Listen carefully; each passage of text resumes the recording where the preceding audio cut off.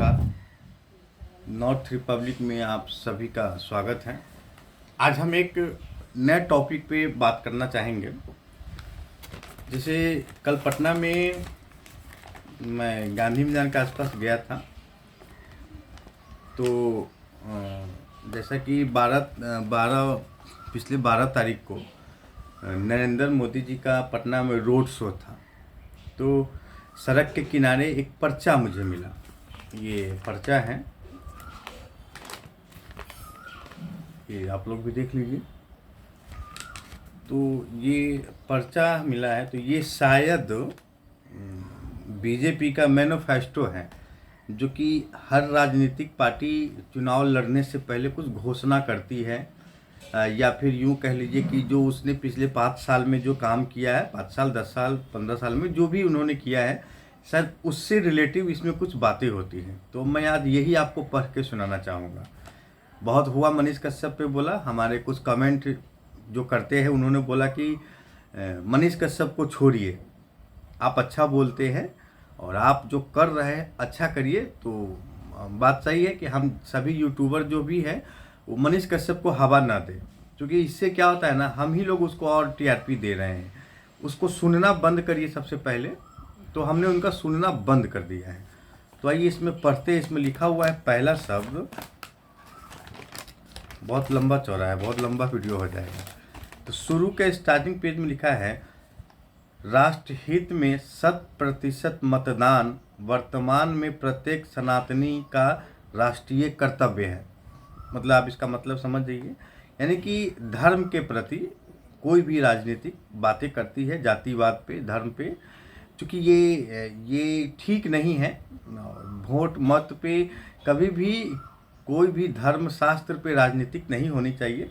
हम हर धर्म का सम्मान करते हैं और आप भी हर धर्म का सम्मान करें। मुस्लिम अपने धर्म का मानती है, हिंदू अपने धर्म का मानती है। हिंदू के पर्व में भी मुसलमान सपोर्ट करते हैं, मुसलमान के पर्व में भी हिंदू सपोर्ट करते हैं। जैसे गाँव में तो मैंने देखा है कि अगर गांव में अगर ईद हो तो उसको सेवई उसके घर खाए ना खाए, लेकिन जो मुस्लिम परिवार के जो व्यक्ति होते हैं जिनसे अति घनिष्ठता मित्रता होती है, दोस्ता होती है, तो उनके घर सेवई वगैरह का दे जाया करता है, मटन वटन जो भी हो दे जाते हैं। तो ये बीजेपी का पहला जो है, जहाँ तक मैं समझता हूँ, इसमें लिखा है, राष्ट्रहित में 100% मतदान वर्तमान में प्रत्येक सनातनी धर्म का कर्तव्य, राष्ट्रीय कर्तव्य है।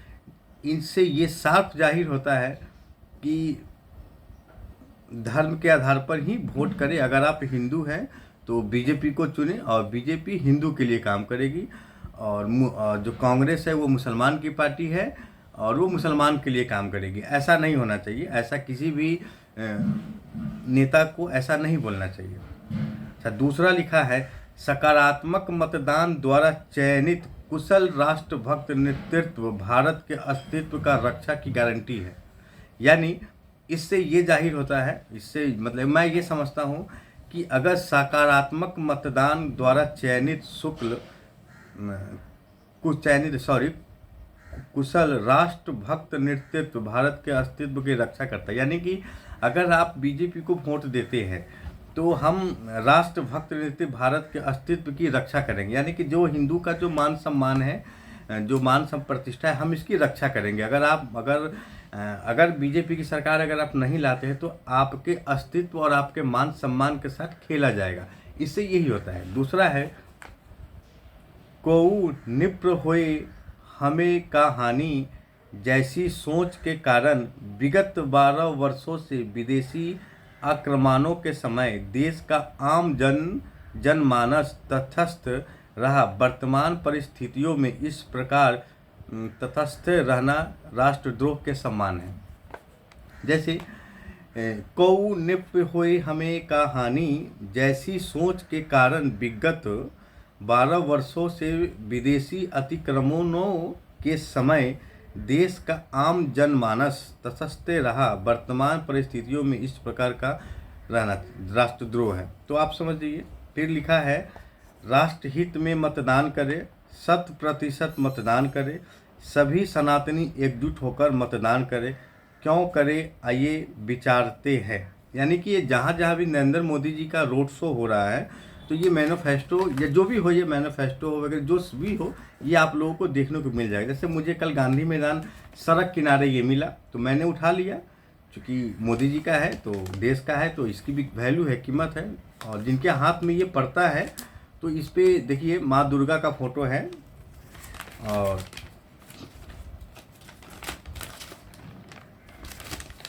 हाँ, माँ दुर्गा का फोटो है। तो कम से कम किसी राष्ट्र हित के लिए नहीं, किसी पार्टी के लिए नहीं, कम से कम माँ दुर्गा के लिए इस पेपर को सर अगर आपके हाथ में मिलता है, तो आप इसको सड़क किनारे किसी रोड पे ना फेंकें, या फिर आप लेने से इनकार कर देंगे। बांटने वाला को ये नहीं पता होता है कि हम किसको दे रहे हैं, और लेने वाले को ये नहीं पता होता है कि हम इसका क्या करें। तो जो बांटते हैं वो अपना काम करते हैं, और जो लेने वाले होते हैं वो इसको ज़्यादातर लोग पढ़ते नहीं हैं। आप इसको पढ़ा करिए, ये देश के लिए है, ये बीजेपी के लिए है, ये सभी लोगों को ये पढ़ना चाहिए। आप लोग भी आज के बाद जब भी नरेंद्र मोदी जी का रोड शो हो कहीं भी, तो ऐसे पर्चा अगर आपके हाथ में मिलता है, तो मेरा आग्रह है कि आप लोग इसको सड़क किनारे ना फेंकें, क्योंकि ये एक विद्या है, और इस पर माँ दुर्गा का फोटो भी लगा हुआ है। आप इसे भारत माता का फोटो भी कह सकते हैं। इसे फेंके ना, इसे मोड़ के जेब में रख ले, या फिर आप इसको ले ही ना, क्योंकि जो बांट रहा है इसको फेंकेगा नहीं। सड़क किनारे जो होगा ना, ये किसी को फेंकेगा नहीं, ये एक बार ये किसी को दे सकता है, पर फेंक नहीं सकता है। ये बहुत ईमानदार व्यक्ति होता है। तो राष्ट्रहित में मतदान करें, 100% मतदान करें, सभी सनातनी एकजुट होकर मतदान करें। क्यों करें, आइए विचारते हैं। यानी कि हिंदू जो है या कोई भी जाति धर्म का, ये जो हमने जो इससे पहले जो पढ़ा है कि क्यों करें, आइए विचारें कि क्यों करें राष्ट्रहित के लिए काम, इस पर हम विचार योग्य हैं। तो नीचे लिखा है, अपने मत का मतदान में अभिव्यक्ति, चैतन्य, सक्रिय राष्ट्रभक्ति, राष्ट्रीय पर्व 2024। तो जाहिर सी बात है कि जो चुनाव होता है वो एक राष्ट्रीय पर्व होता है, और इसे हम सब पर्व के लिए मनाते हैं। आइए इसका दूसरा चैप्टर खोलते हैं। इसमें लिखा है, अराजनीतिक रहते हुए भी राष्ट्रीय चेतना के साथ अच्छे बुरे का विचार करके मतदान करना एक जागरूक नागरिक और संगठन का कर्तव्य है। अपने मत का निश्चित करते समय हमें राष्ट्रहित के विषयों पर विभिन्न दलों के कार्य व्यवहार की तुलनात्मक अध्ययन करना चाहिए। हमें सनातन समाज को प्रभावित करने वाले महत्वपूर्ण विषयों पर पूर्व एवं वर्तमान सरकारों के कामकाज एवं उपलब्धियों की तुलना करके अपने एवं राष्ट्र हितों के सर्वाधिक अनुकूल सरकार का चयन जातिगत भावनाओं से ऊपर उठकर 100% मतदान करना चाहिए। जैसे कोई भी जाति धर्म का व्यक्ति हो, उनको ये महापर्व में हिस्सा लेना चाहिए। हर व्यक्ति को अपना वोट देना चाहिए। और मेरा तो ये कहना है कि जिस जिस स्टेट में जिस जिस जगह पे चुनाव हो, उस दिन छुट्टी घोषित कर दिया जाए। सभी वर्गों में छुट्टी बहुत सारे लोग वोटिंग के दिन भी, भारत सरकार को ये सोचना चाहिए कि जैसे बिहार में पिछले कुछ दिनों में कुछ चुनाव में वोट प्रतिशत कम हुआ, तो कुछ महान टीवी वालों ने, न्यूज़ जर्नलिस्ट ने, टीवी चैनलों ने ये प्रतिक्रिया दी अपनी कि बिहार के बहुत से मजदूर मतलब बाहर दिल्ली पंजाब कमाते हैं, वो न आने के कारण वो अपने मत का प्रयोग नहीं कर पाते हैं। तो ऐसे गवर्नमेंट से हमारी गुजारिश है कि जो भी हो, बिहार सरकार हो या फिर भारत सरकार हो, तो जो भी बिहार के मजदूर कार्य करने के लिए, जो भी अपने प्रांत, अपने देश, अपने बिहार से जो बाहर रहते हैं, उनको छुट्टी दिया जाए, और उनको ये कहा जाए कि भाई आप घर घूम कर आइए। देखिए, एक दिन एक हफ्ता फैक्ट्री बंद रहने से कुछ होना जाना नहीं, नुकसान होगा, लेकिन वोट जरूरी है। तो आप उन लोगों को छुट्टी दे ताकि वो लोग बिहार आ सके और बिहार आकर अपना मत का प्रयोग कर सके। ये भारत सरकार को इस चीज़ पे सोचना चाहिए। दूसरा है, यह एक उल्लेखनीय तथ्य है कि वर्तमान लोकतांत्रिक व्यवस्था में लगभग 50% राष्ट्रवादी सनातनी मतदाता मतदान के समय तटस्थ अथवा उदासीन रहकर मतदान ही नहीं करते हैं। देखिए, जैसा कि मैंने आपको बोला, मतदान ही नहीं करते हैं। परिणाम स्वरूप राष्ट्र के प्रति विपरीत विचारधारा रखने वाले लोग कम संख्या में होने के बावजूद एकजुटता के साथ मतदान करके पूर्व में अपने हितों के अनुरूप सरकार बनाने में सफल होते रहे हैं। विगत 2 लोकसभा चुनाव इसका आपवादा रहे हैं। ध्यान रहे, विदेशी आक्रमणों के समय तटस्थ या फिर उदासीन रहने के कारण ही सनातन संस्कृति का वाहक हमारा समाज कास्मिक बाबर, गजनीवी और खिलौजियों को मुगलों और अंग्रेज़ों के लंबे समय तक गुलाम रहे हैं। बात सही है, तो इसको पढ़ना चाहिए। जिस किसी को भी ये मिलता है ना, पढ़ेंगे तो वोट दे ना दे अलग बात है, लेकिन आपको कुछ सीखने को मिलेगा। और आप लोग इसको पढ़ते नहीं है, लपेट के फेंक देते हैं, ऐसा मत करिएगा। तीसरा उल्लेख है, विगत 10 वर्षों से सड़कों एवं इंफ्रास्ट्रक्चर संबंधित अन्य सुविधाओं के मामले में पूरे देश में आमूलचूल परिवर्तन हुआ है। रेल, मेट्रो एवं जल यातायात के साथ साथ देश भर में एक्सप्रेसवे एवं हाईवे आदि का जाल बिछाया गया है तथा अभी भी तेजी से काम जारी है।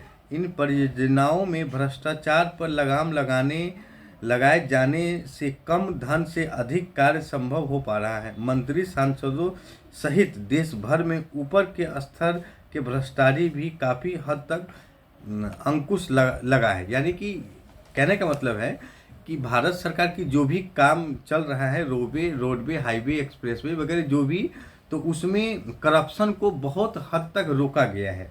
अगर हम आगे भी बीजेपी को सपोर्ट करते हैं तो हम इसे हमेशा के लिए 0% पर ख़त्म कर देंगे, यानी करप्शन को पूरी तरह ख़त्म कर देंगे। 5वां है, गुरु गोविंद सिंह जी के 4 साहिबजादों के बलिदान को वीर बलि बाल दिवस के रूप में मनाने की घोषणा, 3 तलाक जैसी क्रूरती पर रोक, कश्मीर से धारा 370 तथा 35A समाप्त करना, पड़ोसी देशों से प्रताड़ित हिंदू, सिख, जैन, बौद्ध आदि जिनमें अधिकांशतः दलित भाई है, उन्हें CAA कानून बनाकर सम्मान भारत की नागरिक देना आदि विषय केंद्र नेतृत्व की दूरदर्शिता को दर्शाती है। वैश्विक स्तर पर भी भारत की छवि को एक मजबूत राष्ट्र के रूप में उभरी है। आज पाकिस्तान अधिकृत कश्मीर भारत में मिलने का संकल्प प्रदर्शित किया जा रहा है। चीन पाकिस्तान को उन्हीं की भाषा में जवाब दिया जा रहा है। तो बात सही है, जैसे हमारा देश जो है वो अब किसी भी देश से शक्तिशाली है। हम किसी भी युद्ध से, लड़ाई से डरते नहीं हैं। मोदी जी ने इतना तो किया है कि हम पे कोई आक्रमण नहीं कर सकता। अगर हमारे देश पे अगर किसी ने भी बुरी नज़र डाली तो हम उसे छोड़ेंगे नहीं, क्योंकि हमारी सेना तैयार है, हमारे देश का प्रशासन तैयार है, हमारे बिहार पुलिस तैयार है, हमारे सभी संगठन तैयार है आपको मुंह तोड़ जवाब देने के लिए। जो भी हमारे देश की तरफ तो नज़र उठाएगी तो मोदी जी हमेशा तैयार हैं। 6, समाज विशेष के दृष्टिकरण पर लगाम लगी है। नेताओं ने टोपी के स्थान पर तिलक लगाकर मंदिर जाना प्रारंभ किया है। हिंदू अथवा सनातन शब्द का शर्म अथवा आंख चुराने का नहीं रह गया है, अपितु अपने विग्रहतर धार्मिक एवं सांस्कृतिक अर्थों से प्रयुक्त होने लगा है। मीडिया एवं सामाजिक दलों द्वारा सनातन समाज के जातियों में बैठकर अलग अलग संख्या दिखाने और कुछ समाजों को धर्म के आधार पर एक वर्ग के रूप में दिखाने की प्रवृत्ति पर रोक लगाने हेतु विमर्श चल रहा है। जैसे समाज में बहुत सारे दृष्टिकरण हैं, हिंदू, मुस्लिम वगैरह वगैरह, तो इनको रोकने के लिए क्या कर रहे हैं, मतलब कि विराम लगाने के लिए सरकार इस पे काम कर रही है। जैसे प्रमाण बनी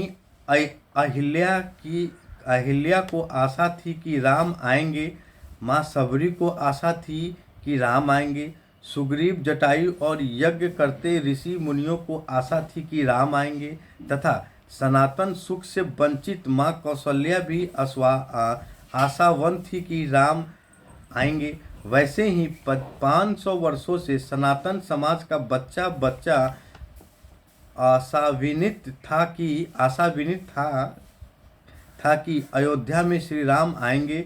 हजारों लाखों लोगों की सदियों के संघर्ष, बलिदान और तिल तिल साधना के बाद अंत में जिनके सद प्रयासों से कलंक की निशानी मिटी और श्री राम के मंदिर का नव्य भव्य एवं दिव्य निर्माण संभव हुआ। उन्हें एक एक सनातनी वोट देकर पुनः स्थापित करना हमारा कर्तव्य है। अपना पड़ोसी, रिश्तेदार अथवा अपनी जाति का होने के कारण गलती से भी किसी अन्य पक्ष के प्रत्याशी को अगर हमारा वोट गया तो कदाचित राम जी भी हमें क्षमा नहीं करेंगे। यानी ये जैसे हमें ये विरोधाभास लगता है, जहाँ तक मेरा है, जैसे इसमें साफ साफ या स्पष्ट रूप से कहा गया है कि राम आएंगे। ये अहिल्या को भी पता था, सबरी को भी पता था, सुग्रीव, जटायु और सभी ऋषि मुनियों को भी पता था कि राम आएंगे तो अच्छा हो। तो राम आए और उसी राम राज को बीजेपी को भी ये पता था कि राम राज आएंगे और राम मंदिर लाएंगे। इस पे मोदी जी ने काम किया और राम मंदिर का निर्माण किया। ये बहुत बड़ी सनातनी, जो भी सनातनी धर्म के लोग हैं, जो भी हिंदू हैं, उनके लिए ये गर्व की बात है कि अयोध्या में राम मंदिर का निर्माण हुआ। और इसका पूरा श्रेय हमारे देश के माननीय प्रधानमंत्री नरेंद्र मोदी जी को जाता है।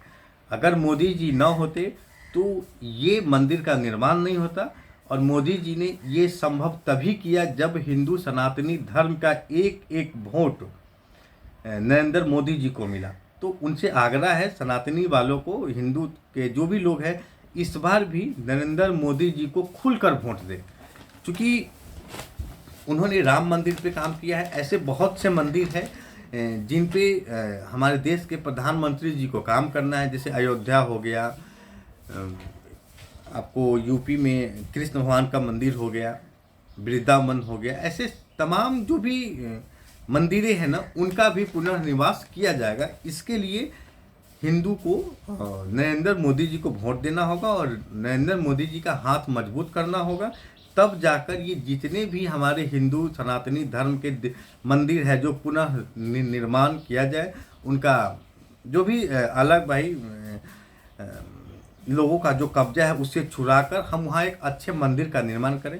तो सनातनी को कम से कम किसी गैस के लिए नहीं, रोटी के लिए नहीं, 5 किलो अनाज के लिए नहीं, इन किसी भी चीज़ के लिए नहीं, ये नेता दे न दे इससे कोई फर्क नहीं पड़ता है। लेकिन हर सनातनी को बाकी जो पहने पढ़ा उसका आइडिया नहीं है, लेकिन ये सनातनी धर्म की जो बात है तो मोदी जी का हाथ मजबूत करेंगे तो देश के विभिन्न देशों में, प्रांतों में, राज्य में, स्टेट में जो हमारे हिंदू धर्म के जो देवी देवता बने हैं, जैसे कृष्ण हो गए वगैरह जो भी है, इन सब पे काम किया जाएगा। जैसे अभी हमारा एक मोदी जी काम कर रहे हैं वाराणसी में ज्ञानवापी पे तो चल रहा है। तो एक दिन अगर हम इस बार अगर जीतते हैं तो हम ज्ञानवापी को उखाड़ कर वहाँ से हटा देंगे। ये बहुत अच्छी और अच्छा भी नहीं लगता है कि बीच मंदिर के प्रांगण में एक वो मस्जिद खड़ा है, तो इससे हमारे भगवान शिव का जो रूप है ना वो थोड़ा सा मैला दिखता है, वो अच्छा नहीं लगता है। ये हम भी जाते हैं वाराणसी तो हमें ये ठीक। अब किसी मस्जिद में अगर हमारा भगवान किसी हिंदू का मूर्ति है तो ये उन लोगों को अच्छा नहीं लगता होगा। लेकिन उसी तरह हमारे धर्म में वाराणसी भगवान शंकर की मंदिर में एक छोटा सा जगह लेकर एक मस्जिद का निर्माण किया गया है जिसको ज्ञानवापी कहते हैं। उस पर सुप्रीम कोर्ट ने भी अपनी राय पक्ष रखी है। और जल्द अगर मोदी जी को अगर इस बार अगर वोट देते हैं आप सभी लोग और उनकी सरकार गवर्नमेंट अगर बनती है तो इस मंदिर का भी काम होगा और सनातनी का ये दूसरी जीत होगी। जैसे पहला जीत अयोध्या राम मंदिर और दूसरा जीत ये ज्ञानवापी, ये दूसरी। तो इसलिए आप सभी लोग, जैसा कि मैंने बोला है कि अगर आप किसी दूसरे स्टेट में काम करते हैं तो आप अपने प्रदेश में आए, अपने स्टेट में आए। और अगर वो आने नहीं देता है तो मोदी जी से गुजारिश है कि वो प्रांत फैक्ट्रियों में, वर्करों में, बैंक में, जिस क्षेत्र में हमारे बिहार के लोग जो कार्य कर रहे हैं उनको छुट्टी दिया जाए 1 हफ्ते का, और मतलब कि वोटिंग से पहले 2 दिन 3 दिन लगता है आने में दिया जाए और 2 दिन लगता है जाने में। ये नुकसान हमारे देश की जितने भी इंडस्ट्रियल एरिया है, जो फैक्ट्री के मालिक है, उनको सहना पड़ेगा, तब जाके एक विकसित देश बनेगा। 8वां है, न्यूज़ चैनल और जिस काला जगत के छोटे पर्दे और सिनेमा में दृष्टिकरण की पराकाष्ठा के कारण हिंदू द्वयम दर्जा का नागरिक बनाया गया था, आज उन चैनलों पर सनातन विषय पर विमर्श चल रहा है, डिबेट हो रही है। कश्मीरी हिंदुओं पर हुए अत्याचारों पर द कश्मीर, 1 मिनट आप लोग, मेरे भाई, नहीं मेरा ही है, नहीं मेरा नहीं है, आप लोग 1 मिनट का समय देंगे हमको। मेरा एक वीडियो चल रहा था तो उसका भी देखना पड़ता है। हाँ, तो द कश्मीर फाइल्स, केरल में लव जिहाद के शिकार लड़कियों को लेकर द केरल स्टोरी, कश्मीर में धारा 370 समाप्त करने की, आर्टिकल 370 तथा भारत माता को स्वतंत्र देखने के सपना पूरा करने के प्रयासों के कारण दोहरे आजीवन कारावास की सजा झेलने वाले सनातन राष्ट्र और अखंड भारत के सबसे बड़े पैरोकार वीर सावरकर पर षड्यंत्र वीर सावरकर जैसे फिल्में बना रही है। पहले इन विषयों पर फिल्म बनाने की कल्पना करना भी सांप्रदायिकता के श्रेणी में आता था। यह हम सबके 2014 और 2019 में एकजुट होकर तथा सनातनी बनकर मतदान करके अनुकूल सरकार चुनने के कारण संभव हुआ है। जैसे ये आठवें प्रश्न को पढ़ने के बाद ये मैं पता चलता है कि पहले जो हिंदू सनातन धर्मों पे फिल्म नहीं बनती थी, केरल द लव स्टोरी पे नहीं बनती थी, लव जिहाद पे नहीं बनती थी, बहुत सारे, अब मोदी जी के प्रयास से हम इन सभी चीज़ों पे फिल्म बना रहे हैं। और फिल्म इंडस्ट्री के जितने भी बड़े कलाकार हैं, राइटर हैं, प्रोड्यूसर हैं, उन सभी से विनती है कि अधिक से अधिक हिंदू सनातन धर्म पर फिल्म बनाया जाए, ताकि हम हिंदुओं को जागृत कर सकें। पहले मुस्लिमों पे बनता था, अब हिंदू पे भी बनना शुरू हो गया है। अब फिल्म इंडस्ट्री के लोग भी खुलकर फिल्म बना रहे हैं, तो ये बहुत अच्छी खबर है मोदी जी के साथ हम लोगों के लिए। 9वीं है, जैसे कि मैंने बोला है, ये लंबा है और ये सुनना चाहिए आप सभी लोगों को। आप पढ़ तो नहीं पाते हैं, लेकिन ये सुनना ज़रूर चाहिए आपको। 9वां है, अगर भ्रम है कि वोट किसे करना है, तो यूक्रेन संकट में सुरक्षित निकालकर लाए गए विद्यार्थियों और उनके परिवारों से आयुष्मान कार्ड के कारण गंभीर बीमारियों के इलाज में कर्ज के कुचक्र से बच गए साधारण गरीब लोगों से तथा प्रधानमंत्री आवास योजना के लाभार्थियों से पूछे गए वोट किस कारण हैं, बीपी नरसिम्हा राव जी, अटल बिहारी वाजपेयी जी, चौधरी शरण जी, कर्पूरी ठाकुर जी, भीमराव अंबेडकर जी, भूपेन हाजरिका जी, सरदार पटेल जी, दलित समाज के रामनाथ कोविंद जी तथा आदिवासी समाज के वर्तमान राष्ट्रपति माननीय द्रौपदी मुर्मू जी के परिवार तथा अनुयायियों से पीछे की वोट किसे करना है। बंगाल में ममता सरकार की सह पर शेख शहजादा जैसे जिहादी गिद्धों के वसीपन का लगातार शिकार हो रही महिलाओं के बारे में जानकर शेष भारत की सनातनियों को वोट का महत्व समझ में आना चाहिए। ये भी बहुत अच्छी बात है, हिंदुओं को भी सोचना चाहिए। 10वां है, देखिए जो मुझे समझ में आएगा मैं उसी का जवाब दूंगा, ये वीडियो थोड़ा सा लंबा हो सकता है।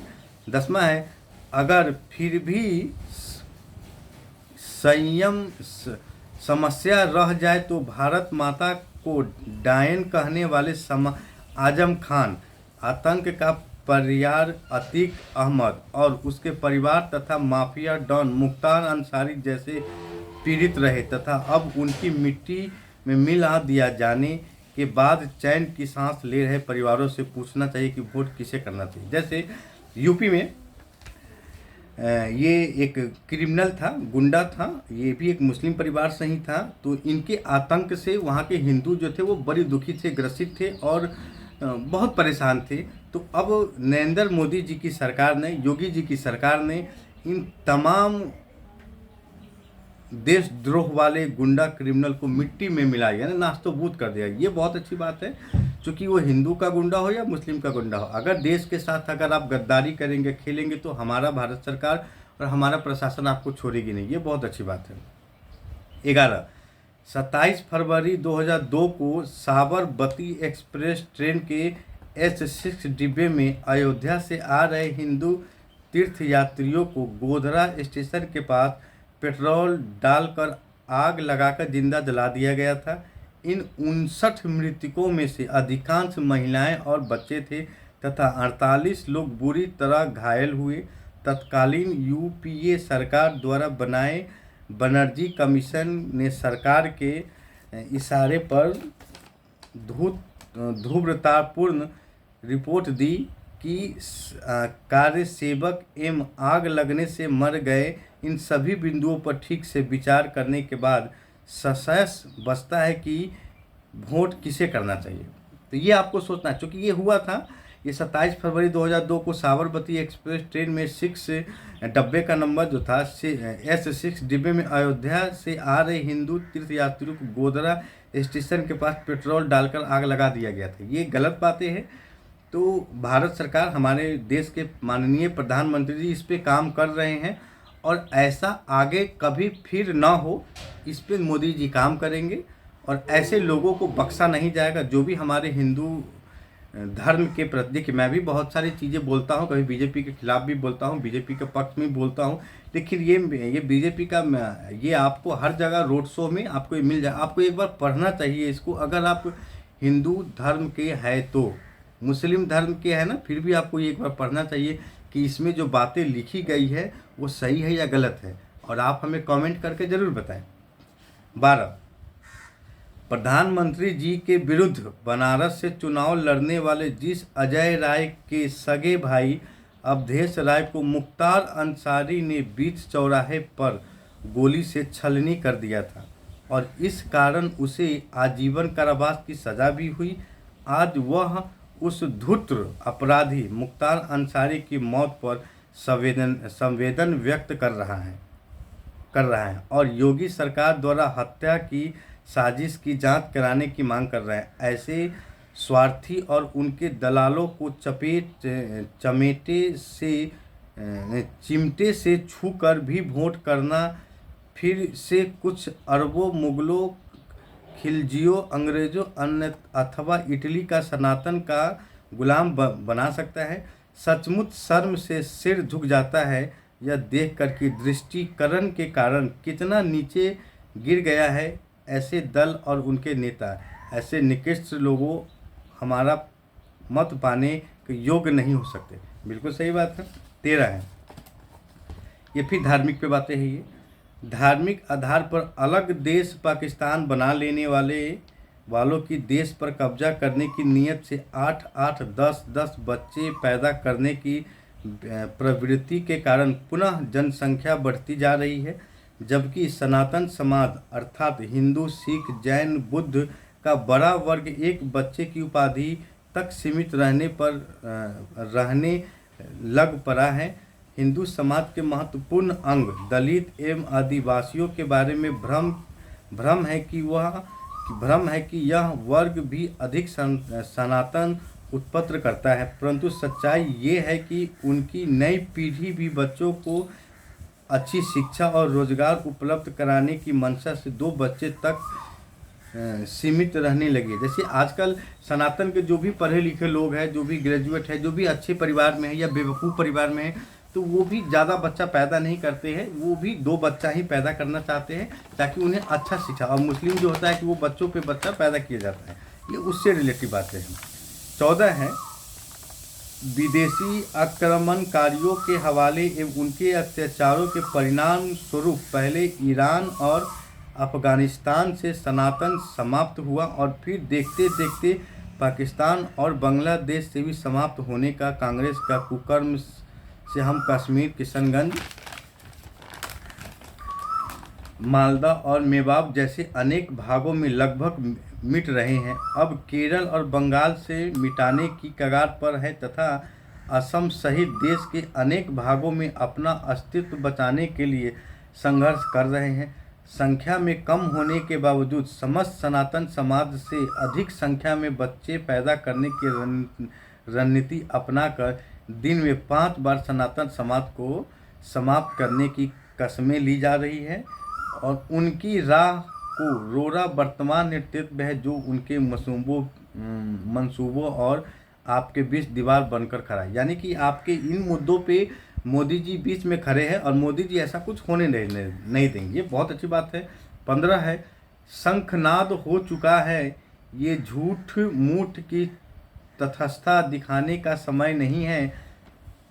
अपने एवं राष्ट्र के हित के अनुकूल सरकार चुनने की आवश्यकता है। जनसंख्यात्मकीय असंतुलन के समाधान के लिए जनसंख्या नियंत्रण कानून बनाया जाना है। इस बारे में वित्त मंत्री ने संसद में उच्चतम अधिकार प्राप्त समिति बनाने की बात कही है। समान नागरिक सहित हलाला जैसी अपमाननीय क्रूरता एवं प्रतिबंधित NCR लगाकर आरोग्यों समेत 5 करोड़ अवैध विदेशी घुसपैठियों का भी लगाया जाना है। पूर्व की सरकारों की कृपा से देश के सनातनियों की संपत्ति पर कब्जा करके रेलवे के बाद सबसे अधिक संपत्ति के मालिक और भूमाफिया वक्फ वाड्रा को समाप्त किया जाना है। जैसे अगर अब की बार अगर बीजेपी की सरकार बनती है, अगर सनातन धर्म देते हैं तो ये 15वां जो लिखा हुआ है 15 नंबर का, ये देखा है जैसा कि मैं बोल रहा हूँ ना, तो आपके हाथ में अगर ये पर्ची मिलती है तो उसमें पर है लिखा हुआ है, तो हम ऐसे चीज़ों को रोक देंगे। 16 है, अकबर जैसे विदेशी आक्रमणकारियों को महान बताने की बजाय महाराणा प्रताप और वीर शिवाजी, गुरु गोविंद सिंह, आचार्य चाणक्य, चेतराम जाट, गोंगी वाल्मीकि महाराज, अग्रसेन, धनी सिंह, कोतवाला महाराज, सूरसेन, महाराजा सूरसेन और गोकुल आदि श्रेष्ठ महापुरुषों के महत्व देने वाली नई शिक्षा नीति लाई जाएगी। काशी और मथुरा जैसे पवित्र सांस्कृतिक स्थानों को भव्य को पुनर्व्यवस्थित करने जैसे अनेक कानून बनाए जाने। दोनों सदनों में मिलकर भी 2/3 बहुमत प्राप्त हो जाने की स्थिति में वर्तमान सरकार यह सभी कार्य कर सकती है। ऐसे विश्वास है कानून पारित होने के समय आजम खान जैसे अनेक दंगाई तत्वा अगर जेल से बाहर रहे तो कानूनी व्यवस्था को स्थिति बिगाड़ेगी, जिसे वर्तमान नेतृत्व को संभालने में सक्षम है आतिक अहमद और मुख्तार अंसारी जैसे गुंडे माफिया खैर अब नहीं ही रहे। यानी कि ये जो है चाणक्य वगैरह जो भी है, तो मोदी जी अगर अगली बार तीसरी बार भी अगर आती है और सनातन धर्म के लोग अगर वोट देते हैं तो ऐसे लोगों का अब खैर नहीं है, अब ये ऐसे लोग बच नहीं पाएंगे। 17 है, एक शाम आपका पड़ोसी पूछे कि कबूल है आपके द्वारा इनकार करने पर अगली सुबह आपके अपने ही हाथों से अपनी पत्नी और बेटे को मकान सहित आग के हवाले कर देना पड़े ताकि अपने ही खून में डूबते हुए आपको अपनी पत्नी और समाज के साथ घिनौना दृश्य के नरक न झेलना पड़े। यह कोरी कल्पना नहीं अपूर्ति सच्चाई है। विगत 12 वर्षों से सनातनी ऐसे दुर्गतिथि हजारों लाखों बार झेल चुके हैं। ऐसी परिस्थिति फिर से उत्पन्न न हो, इसीलिए वर्तमान सरकार को भारी बहुमत 400 प्लस के साथ पुनः सत्ता में लाए जाना अति आवश्यक है। यह हमारी संसद अथवा नापसंद का विषय नहीं है। आपूर्ति अस्तित्व रक्षा के लिए हमारी मजबूरी बन गया है। यही कारण है कि एक भी सनातनी वोट किसी अन्य पक्ष अथवा प्रत्याशी को न दिया जाने का खतरा हम उठा ही नहीं सकते। नेतृत्व द्वारा दिया गया कोई प्रत्याशी हमारा कम पसंद हो सकता है, परंतु वह सनातन हितों के अनुकूल कानून बनाने समय पक्ष में वोट डालेगा और हमारा इतना काफ़ी है। जैसे मोदी जी का नारा है कि अब की बार 400 पार, अगर 400 पार अगर आती है तो सनातन के खिलाफ जो भी व्यक्ति बोलेंगे उनका अब खैर नहीं है। सनातन ही आगे है और सनातन आगे रहेगा। भारत हिंदू राष्ट्र देश बनेगा तो बनेगा। हिंदू राष्ट्र देश बनने के लिए मोदी जी का सपोर्ट करें आप लोग। हिंदू मिनिमम हिंदू जो भी हैं वो लोग सपोर्ट करें। और 19वां, यह आवश्यक है कि उपरोक्त सभी बिंदुओं को ठीक प्रकार से विचार करके राष्ट्र हित में अपने मत का प्रयोग किया जाए।